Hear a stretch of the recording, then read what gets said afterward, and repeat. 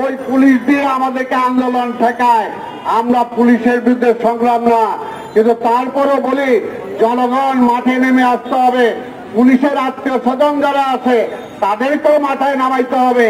Police দিয়ে একজন আরামে থাকতে পারে, ওই উপরের অফিসাররা আরামে থাকতে পারে, নিচের পুলিশটা আরামে নয়।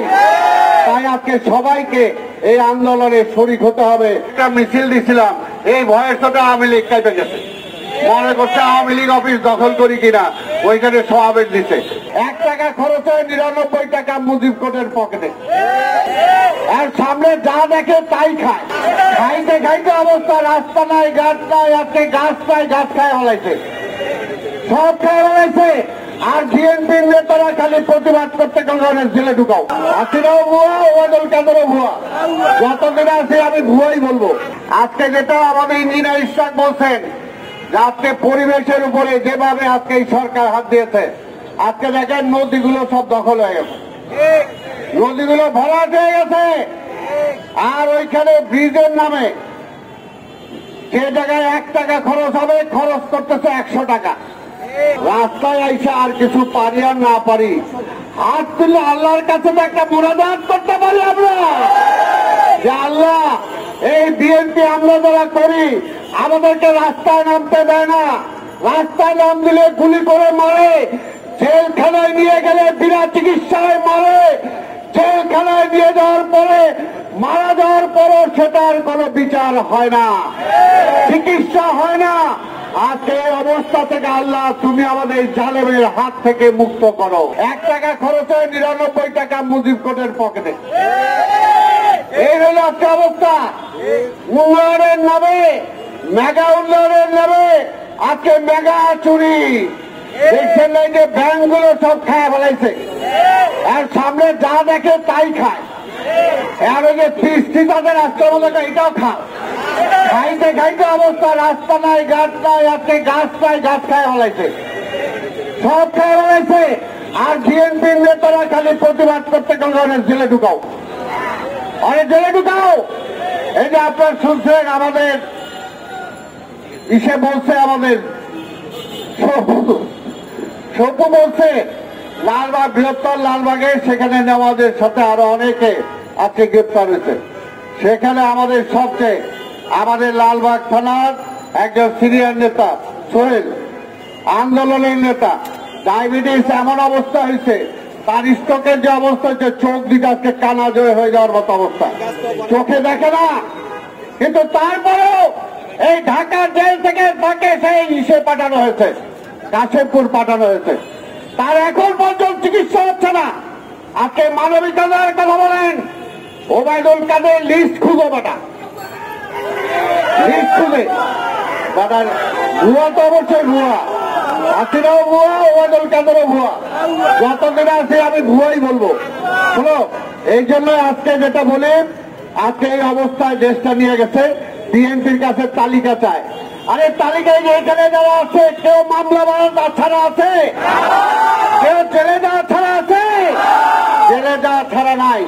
আজকে রিক্সাওয়ালারা এখানে কেন আন্দোলন করে? রিক্সাওয়ালাদের করে, ওই ওদের ধরে নিয়ে যায় কাজে। আজকে ঢাকা শহর সহ সারা বাংলাদেশে সাধারণ মানুষদের বলবো, এই সংগ্রাম খালি খালেদা জিয়ার সংগ্রাম না, এই সংগ্রাম তারেক রহমানের সংগ্রাম না, এই সংগ্রাম রিক্সাওয়ালার সংগ্রাম, মুটে মজুরের সংগ্রাম, ক্ষেত মজুরের সংগ্রাম। তাই সবাইকে বলবো, রাস্তায় আইসা আর কিছু পারি আর না পারি, হাত তুলে আল্লাহর কাছে তো একটা মুনাজাত করতে পারি আমরা, যে আল্লাহ এই বিএনপি আমরা যারা করি আমাদেরকে রাস্তায় নামতে দেয় না, রাস্তায় নাম দিলে গুলি করে মারে, জেলখানায় নিয়ে গেলে বিনা চিকিৎসায় মারে, জেলখানায় নিয়ে যাওয়ার পরে মারা যাওয়ার পরও সেটার কোনো বিচার হয় না, চিকিৎসা হয় না। আজকে এই অবস্থা থেকে আল্লাহ তুমি আমাদের জালেমের হাত থেকে মুক্ত করো। এই কথাটা কি আমরা বলতে পারি না? হ্যাঁ, বলতে হবে। ঢাকা শহরের রাস্তায় জনগণকে সয়লাভ করে দিতে হবে। ওই পুলিশ দিয়ে আমাদেরকে আন্দোলন ঠেকায়, আমরা পুলিশের বিরুদ্ধে সংগ্রাম না। কিন্তু তারপরও বলি জনগণ মাঠে নেমে আসতে হবে। পুলিশের আত্মীয় স্বজন যারা আছে তাদেরকেও মাথায় নামাইতে হবে।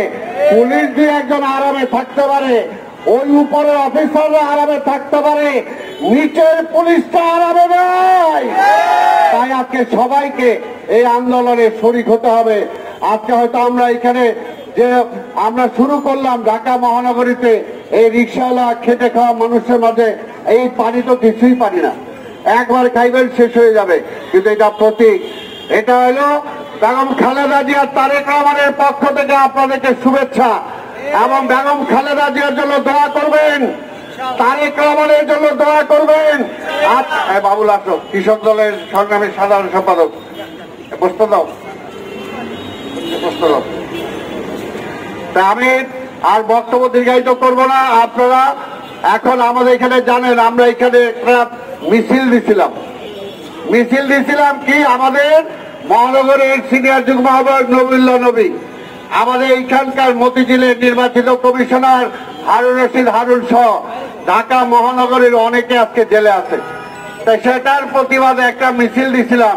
এই ভয়েসটা আওয়ামী লীগ কাইপে গেছে, মনে করছে আওয়ামী লীগ অফিস দখল করি কিনা, ওইখানে সমাবেশ দিছে। বিএনপি দখলে বিশ্বাস করে না। বিএনপি ওই চিফ জাস্টিসের বাড়িতে হামলা করে নাই, বিএনপি ওই এইখানে পুলিশ হসপিটালে হামলা করে নাই। আমরা দেখছি এর আগে প্রধান বিচারপতির বাড়িতে শেখ হাসিনা কাকে পাঠিয়েছিল অস্ত্র দিয়ে আমরা দেখেছি। চিফ জাস্টিসকে কারা এই দেশ থেকে বিতাড়িত করেছিল আমরা সেটাও দেখেছি। এই সমস্ত মিথ্যা কথা বইলা বিএনপির নামে পার পাওয়া যাবে না। বিএনপি আগুনে বিশ্বাস করে না, বিএনপি জ্বালাও পোড়া বিশ্বাস করে না, বিএনপি কারো বাড়িতে হামলা করে না। আপনারা দেখেছেন এই আওয়ামী লীগ এই যাচ্ছে তার সাথে আছে জাসদ, এই জাসদ অফিস জ্বালায় দিছিল।